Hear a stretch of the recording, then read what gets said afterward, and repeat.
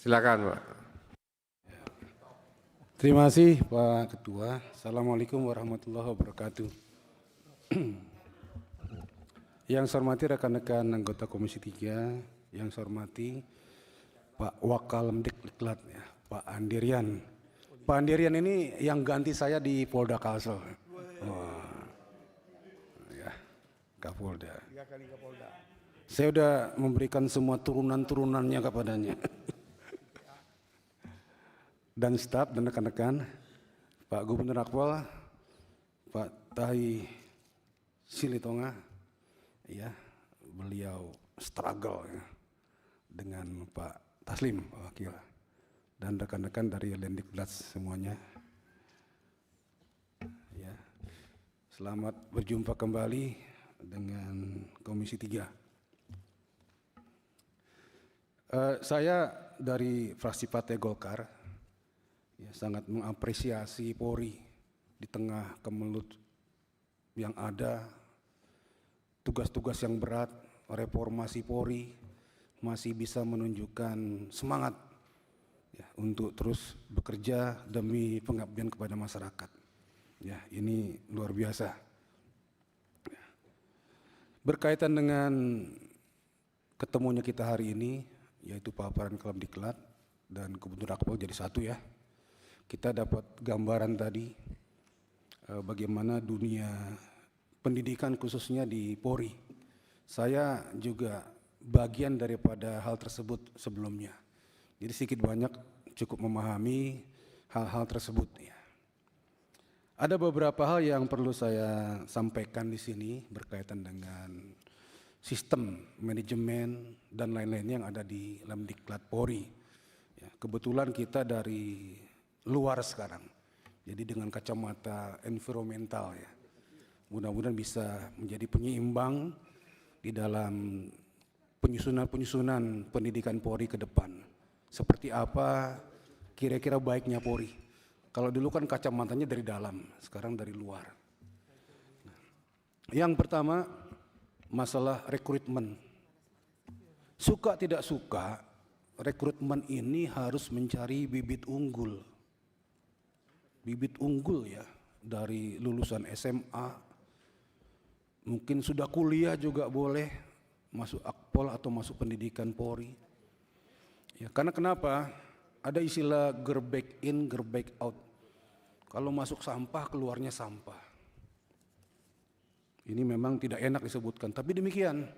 Karena kalau tidak bibit unggul atau masuknya kurang baik, itu efek ke Polri itu 10, 20 tahun, 30 tahun ke depan. Ya. Jadi masa depan Polri itu ditentukan oleh rekrutmen itu. Kalau kita terlalu kendor, terlalu lost di situ, ambang batas mutunya itu nggak diperhatikan ya. Waktu pertama dinas nggak ada masalah, tapi the next begitu dia sudah menjadi pamen atau pati, itu pasti muncul masalah-masalah. Ya. Karena tidak bisa ditawar masalah kedewasaan, intelektual, kearifan, ya, itu di tingkat-tingkat tertentu ya. Dan itu sangat mempengaruhi postur Polri ke depan. Ini tolong diwaspadai betul masalah rekrutmen. Kemudian yang kedua masalah pembentukannya ataupun pembelajarannya. Untuk apa sih dibentuk? Untuk apa sih dikasih pelajaran dalam pendidikan itu? Kita harus ingat outputnya nanti. Mereka disiapkan untuk mengemban kewenangan Polri yang luar biasa. Kewenangan Polri yang luar biasa, mengemban ya. Kemudian juga melaksanakan tugas pokoknya. Yang sederhana pasal 13 itulah. Lindung, pelayan, pengayom, Harkamtimas, penegakan hukum. Jadi fokusnya semua diarahkan ke pasal 13 itu. Itu yang akan dihadapi dalam dinas-dinasnya. Apapun mata pelajarannya, bagaimana kurikulumnya, ke situ nanti arahnya. Mengemban kewenangan dan melaksanakan tugas pokok. Kemudian juga dalam pembentukan itu yang menyangkut aspek kultural yang sedang dibahas saat ini di reformasi Polri, kultural ya. Kultural itu juga dalam pendidikan itu harus dimasukkan unsur-unsur harapan masyarakat. Harapan masyarakat. Jadi mohon maaf, ini rekan-rekan ini gagah perkasa pakaiannya, ya, dengan atributnya, itu tercipta itu untuk apa? Ya, tercipta, diciptakan, diisi dengan knowledge dan pengetahuan, dengan attitude itu untuk berhadapan dengan masyarakat, untuk memenuhi harapan masyarakat. Nah itu nanti aspek kulturalnya masuk di situ.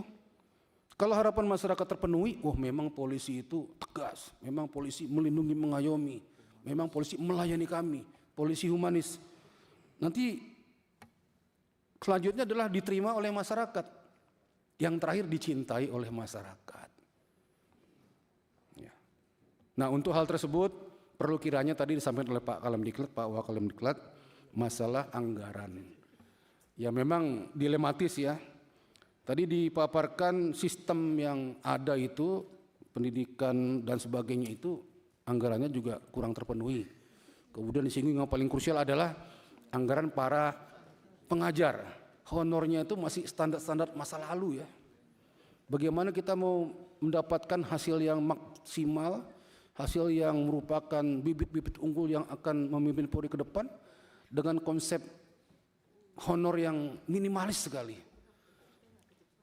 Takutnya dia habis ngajar, pulang ngojek atau jualan di pasar karena nggak terpenuhi. Jadi kan mengajar itu sebuah kebanggaan, ya, sebuah cita-cita, sebuah pengabdian untuk menelurkan ilmu, untuk membentuk hasil didik. Nggak apa-apa, ajukan honor pengajar itu yang layak, yang pantas, ya, karena dia mengajarkan calon pemimpin-pemimpin Polri ke depan. Ya. Asumsinya dibangun sehingga layak untuk diberikan yang cukup tinggi untuk mereka-mereka itu, sehingga mereka bangga sebagai pengajar.